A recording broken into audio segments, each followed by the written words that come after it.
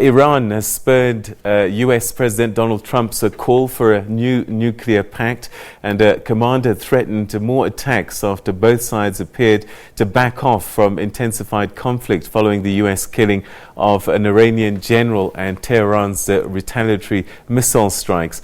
Concern that the Middle East was primed for a wider war eased after Trump gave an address on Wednesday that refrained from ordering more military action. But each side's next move in their protracted shadow war is still unclear. Pope Francis said that the tensions risked compromising the gradual process of rebuilding in Iraq, as well as setting the groundwork for a vast conflict that all of us would not want to avert. Meanwhile, a book of condolences has been opened at the Embassy of Iran here in South Africa, Pretoria. The United Nations Security Council will be meeting today to discuss Iran, and for a little bit more on that, I'm now joined by our correspondent in New York, Nick Harper. Nick, thanks very much indeed for joining us. The UN Security Council meeting and Iran pretty much the agenda. Well, yes, certainly a possibility of the UN Security Council bringing Iran right front and centre, Peter. There is an opportunity today to discuss the broader UN Charter. That's the meeting that's taking place. It is an open debate, though, so it's an opportunity not just for the 15 members of the Security Council to speak, but also other countries as well. And the UN Charter is essentially the rules and regulations, the membership document. If you want to join the United Nations, you need to sign on to the UN Charter. It's been in effect since 1945. Now, ironically, it normally is quite a dry piece of paper, something that isn't often referred to. But with these Iranian tensions at the forefront of world development, the UN Charter has also moved up into the spotlight. It has been used twice during the course of the last week by both the US and by Iran to justify their military action. Now, as a result of what they've done, the US killing the General Soleimani and Iran carrying out those airstrikes in the last 36 hours in Iraq, both of them have said that they acted in self-defense. They have cited Article 51 of the UN Charter that allows countries to act in self-defense and carry out military action if they feel that they're being threatened. Both countries have used that article as justification for what they've done, both of them citing the UN Charter, and they've had to speak to the UN Security Council in order to say that that is why they carried out the action that they carried out. So an open opportunity to discuss the UN Charter, but it's very likely that every country will be thinking about Iran, thinking about the Middle East, and bringing this as an opportunity to discuss those wider issues, that wider tension in the Gulf region. Well, with the US being a permanent member of the Security Council, they'll certainly have their say, but it looks like Iran might not get to address the Security Council.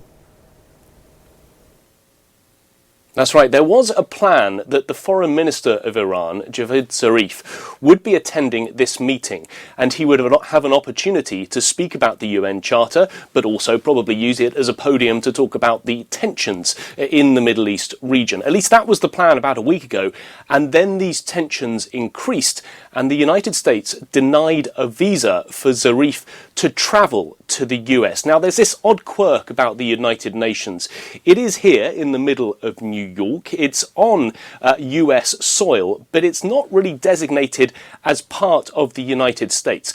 Any foreign country who comes, any foreign dignitary that comes, should be allowed automatic entry to it without having to ask any permission from the United States. However, the US has gone ahead and denied a visa for Zarif to even enter the US, let alone actually get on to the UN property. It is something that they've done before. They did it with Omar al-Bashir of Sudan many years back, preventing him from travelling here to the US and from speaking at the United Nations.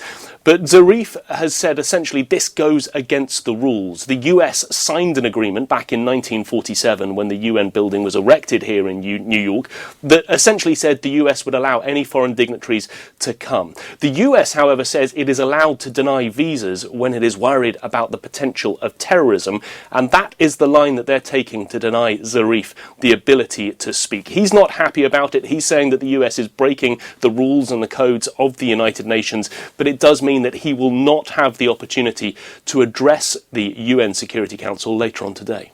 All right, so it's been a day now since President Trump made that statement about Iran seemingly backing down, and so that there was no need for more military action in the region.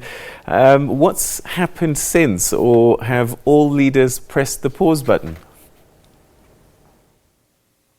Well, it does seem to be a case of pressing the pause back button, stepping back from the table and reassessing the situation. There was considerable concern here in the United States in the few hours after those attacks by Iran on the military bases in Iraq. As we saw the US president assemble his top team at the White House, we had the Secretary of State, Mike Pompeo, we had Mark Esper, his Secretary of Defense, the Vice President, Mike Pence. They were all called to the White House for this emergency meeting. There was a thought that the president was about to break into primetime television to give an address to the nation. The fear was that he was going to announce some sort of military action. He decided against that and instead held that press conference without the ability for reporters to ask any questions. But to give that statement about 12 hours later, he paused the button. He managed to remain calm during those 12 hours. And when he gave that statement, he said that Iran seemed to be standing down and that the US would not be taking any more military action, at which point there was a big sigh of relief here at the United Nations, but also on global stock markets. Wall Street, for example, jumped on the news, very happy, very confident that there was going to be no more tensions in the Middle East. But at this stage, it is watching both sides very closely and very carefully to see what happens next. The UN Secretary General, Antonio Guterres, is saying that the de-escalation must continue, that engaged dialogue must also now start. But at this stage, neither side seems willing to come to the negotiating table or even start any sort of dialogue which would formally de-escalate those tensions. All right, Nick Harper, that's where we're going to leave it. Thanks very much indeed. That's our correspondent in New York ahead of the UN Security Council meeting, which is scheduled for later today, and amongst other things, the UN Charter, but also the situation, of course, in the Middle East. All right, let's come